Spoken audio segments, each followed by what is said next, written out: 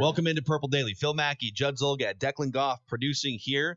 Thank you to everyone who has subscribed to our YouTube channel, youtube.com/scorenorth. We also have the Mackey and Judd podcast you can check out, where we do things like Action Movie Rewind, cliche Mount Rushmores, and a lot of Vikings and non-Vikings discussions as well around the Minnesota sports landscape. Mackey and Judd, Apple, Spotify, and scorenorth.com. Judd, I'm going to throw it to you here to lead us through a Vikings checklist. We're sitting here. This is the middle of June, and this is ordinarily the dead period in the NFL, but it's not quite as dead because I feel like free agency, like the second and third wave of free agency, got put on pause. The Vikings still have some cap room. It definitely did. The Dalvin Cook thing has popped up. So as you're sorting through the Vikings to-do list leading into, let's hope, training camp in late July, what's on it right now? Okay, so item one of a 4-point, I've got 4 things, Vikings to-do list as we sit here, as we creep towards the middle of June, all right? Mm-hmm. One is clear. And this was, you know what? This was probably atop the to-do list before the news came out from the Dalvin Cook camp and in their misguided ways saying that he's going to hold out at the start of training camp if he does not get a new contract. This was on that list before.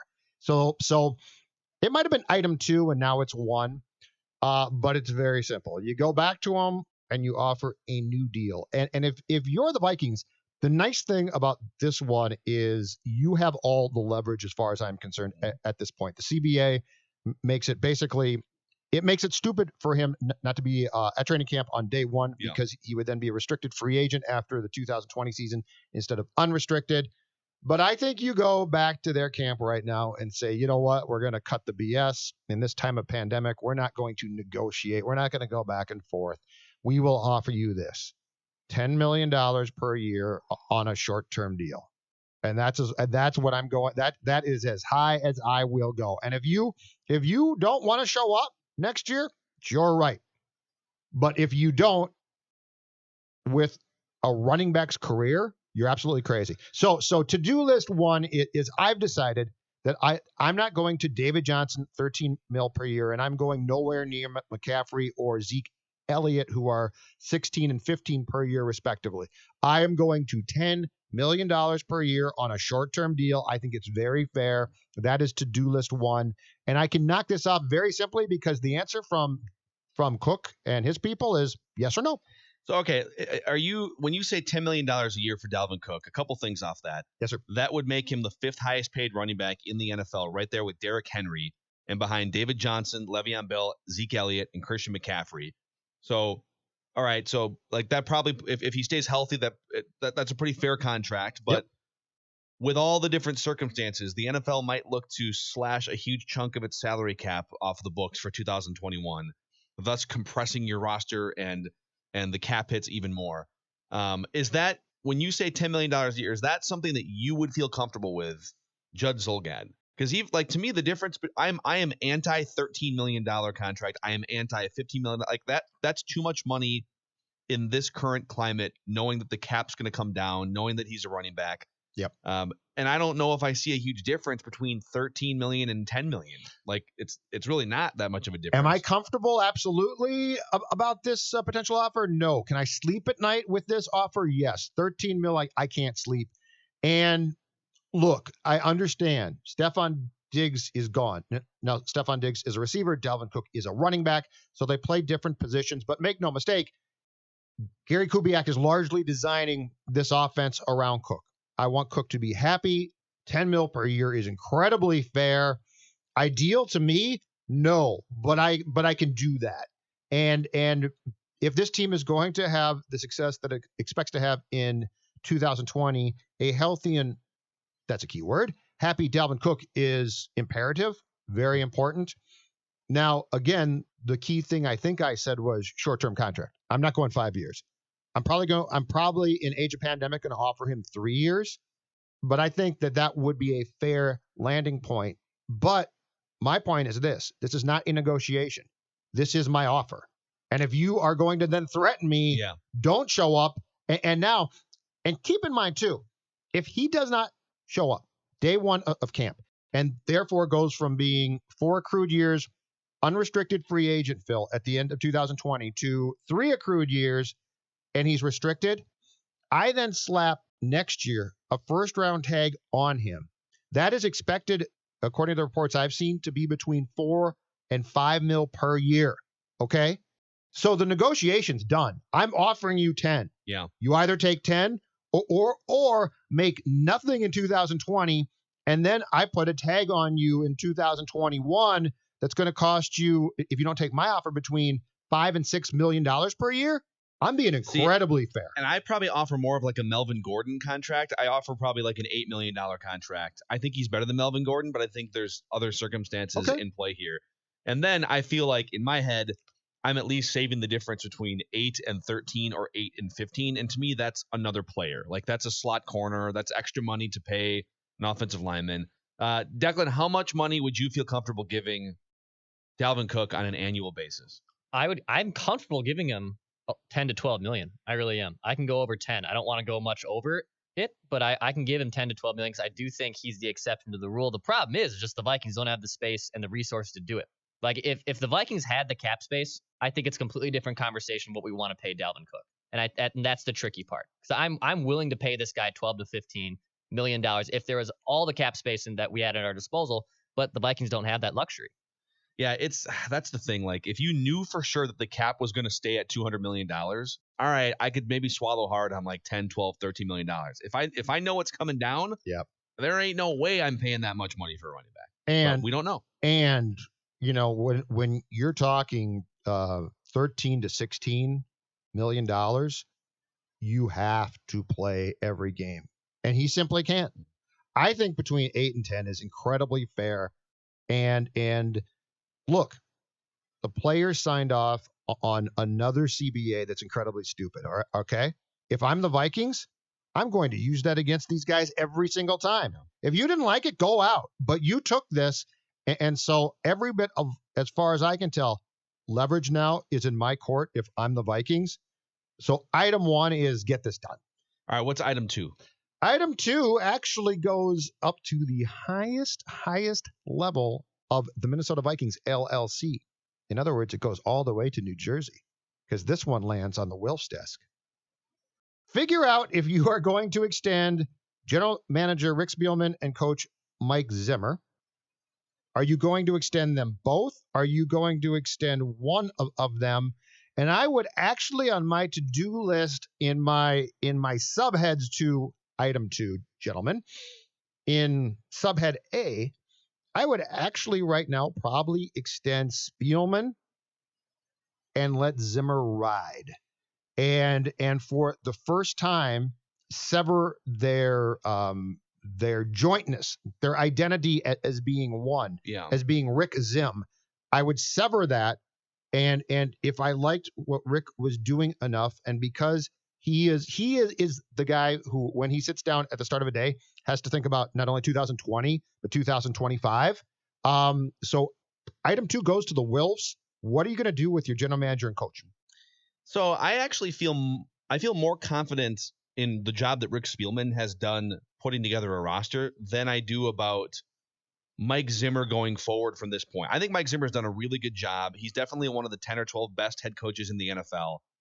The game has changed quite a bit, even in the 6 years or so that he's been with the Vikings. Like, just offenses have changed a lot, and look at the quarterback landscape compared to what it was a few years ago and the mobility. And so it does feel like the Vikings, if they don't jump out in front of some of these trends in 2020-21, it does feel like the Vikings run the risk of falling behind. But, that's where I give credit to Rick Spielman, because he's been able to, through different iterations of NFL trends, like Rick Spielman has, and he hasn't been perfect. Christian Ponder was one of the worst draft picks in franchise history. Matt Khalil turned out to be a train wreck. Like, he has not been perfect, but for the most part, Rick Spielman delivers a competitive roster that just needs, at some point, a franchise quarterback. Maybe Kirk Cousins turns out to be that guy that you feel comfortable with, but even he has to take a step forward. Mm-hmm. So I feel more comfortable if it's just, all right, your general manager delivering a roster that can compete at a high level versus your coach molding everything and getting it to championship level. I give a little more credit to Rick Spielman than I do Mike Zimmer. Both have done a really good job. Both have flaws that have prevented the Vikings from getting on that championship level. Yep. And I actually feel pretty comfortable just going into 2020 if everyone's cool, like, hey, listen, like, you guys are like, if we fire you, guys are going to get jobs somewhere else. I think everyone should feel comfortable for a million different reasons, just going into 2020 and seeing what happens. I don't like my GM being a lame duck because I need to, and the fact that Rick took 15 players in the draft sort of speaks to the fact he is doing this. I need my GM to be very concerned about my future too. Coaches in this league going into the last year of their contract is very unusual, but you know what? It's not the worst thing. So I would look for the first time probably to split these two apart. Mike coaches on the last year of his contract. Rick gets an extension. And you know what? If you win 3 games and have to fire Rick, he has to be paid off. Not the end of the world. But at some point in time, this does have to get decided because right now it clearly is not. Yeah. All right. What's item number 3? Give me a little Gallahorn. Bring it on. Asking you shall receive. Bring it on. A little Gallahorn for me.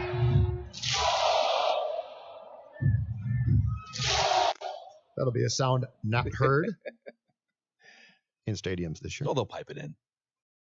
You know what? You're probably right. They probably will. All right. Item number 3 of my Vikings mid-June to-do list.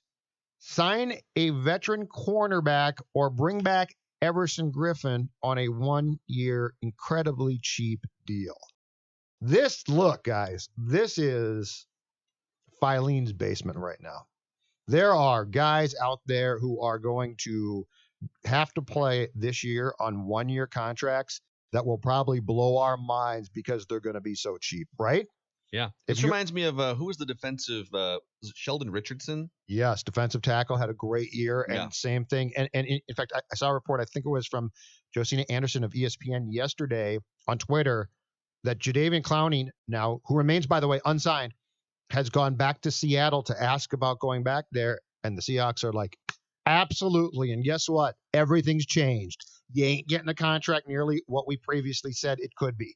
So this is going to be true of Griffin. This is going to be true of the remaining cornerbacks. I mean, Jadeveon Clowney and Griffin are still good players. So could you? All right. So you got like I would $7 million to spend here. So yes, could you get Clowney now for $7 million? Jadeveon Clowney is going to make to that phone call. And Jadeveon Clowney and guys like that are going to end up with contracts that are going to be dirt cheap. But the point being is, pounce now. Like there's not going to be a magical, hey, if I just wait till August, I'm going to get a ton. Now, some guys might hope that guys get hurt, but that's a dicey proposition. I go to Clowney and I play good cop with Clowney, okay? And that's probably unfortunate phrasing in the current climate, but you know what I'm saying, all right? I'm not even, go ahead. I say, all right, listen, we only have $7 million. So, we think you're totally worth 20. Absolutely, but we're not going to ask our current guys to take huge pay cuts and we hope someone gives you $15 or $20 million because you're a great player. Mm-hmm. But if the league has sort of screwed you over here in your mind, we'd love to be the 1-year landing spot. We'll give you $7 million. You can prove your worth, and then you can go get yours after 2020. Use us. We'll use you. You use us. 1 year. We did it with. Look what happened with Sheldon Richardson. Yes. Let's make this thing happen. And by the way, the Seahawks are on the schedule too, so you can rip Russell Wilson limb from limb in that game for 3 hours, and quite frankly, we need help doing that. So violent. I know. I'm sorry. Why you got to be so violent it's football, about this? Okay? It's still football. I don't want to rip him limb from limb. I like him. He's a nice quarterback. Still football. All right, what's thing number 4? That's all I got. Okay, 4. Little Gallahorn, please. Oh, sorry. Item number 4. This is the simple one. You have to sign 15 draft picks. Yeah. Which is still going to be now. Those are pretty slotted though, right? Those are fairly yes. You probably didn't account for that in your cap calculations. There shouldn't be a problem there. Yeah. So yes. Now I'm going to give you a little thought, a little more food for thought as well. And this was previously brought up in a Purple podcast that we did a few weeks back, but it very well could be on the to-do list. And Rick Spielman actually in a Zoom call yesterday was asked about this and, of course, deferred and said, I'd like to keep the topic on social issues that we're talking about, so I don't want to address the football issue. Let's pause there for a second. How often is it that you hear an NFL executive say, listen, I'd rather not talk about football. We're just going to keep this to the social injustice issues and racial issues? Well, one, you don't, but two, there's a reason why he didn't want to tackle no pun intended, this question with the media. But internally, do you tackle it? Colin Kaepernick. Mm-hmm. Colin Kaepernick. Do you somebody? Here's the problem. Like, the cap space becomes a problem. If you're asking me, cap not a question. Who's the better backup quarterback, Colin Kaepernick or Sean Mannion? It's Colin Kaepernick. Yep. But if you're asking me what's the best way to spend $7 million in cap space to help the Vikings in 2020, it's not Colin Kaepernick. It's either Everson Griffin, it's a Hail Mary play for Jadeveon Clowney, or it's a veteran cornerback. There's still two or three of them sitting out there. I'm throwing it out there. Do you have that discussion? Do you talk about that? And Minnesota would be the market, and it would be, I would think, I wouldn't say the whole the fan base would be very split, quite frankly, on Colin Kaepernick. But I think, like, if there is a time, now is a better time than a year ago, 2 years ago, 4 years ago for Colin Kaepernick to join an NFL team, and the symbolism that I think that it would bring about here in the state of Minnesota would be, at very least, interesting, and at most maybe even powerful. So, but again, like, and what from a football Kirk Cousins got hurt and he came in and and helped you win a football game or two? Yeah, but again, like, if you had $50 million in cap space and, like, all right, let's bring Kaepernick in here for a couple $1 million, and you just I'm with you on positional value needs. Yeah. Anyway, that was just a little extra taste, little bonus. For sure. So all right, those are 4 things on the Vikings to-do list that they're going to have a busier summer than maybe they thought a few months ago, trying to figure out all these things. Hey, one last point on the draft picks. Do you think that Ezra Cleveland opens the season at left tackle, his natural position, or do you think that Riley Reiff opens the season there and Cleveland more likely is asked to try to transition to guard, which would be, that's not a simple transition. No. But which one do you think? I think Ezra Cleveland plays left tackle, because with no offseason workouts, I really think to trust a rookie at left tackle is already tough enough. But to trust a rookie at a left guard position that he probably needs work and reps, and just, like, if I would put it this way, if he feels more comfortable at left tackle and the Vikings feel like he's more comfortable at left tackle to start the season, I know that it's the more important and more difficult position, but I would look to put him in a position where he feels the most comfortable to start the season. Agreed. So that's a wrap on this episode of Purple Daily. The 4 items on the Vikings to-do list here as we head into a summer that hopefully leads to training camp at the end of July, but we'll keep an eye on all those things too. Thanks for hanging out with us. Purple Daily, youtube.com/ScoreNorth, and Apple, Spotify, ScoreNorth.com.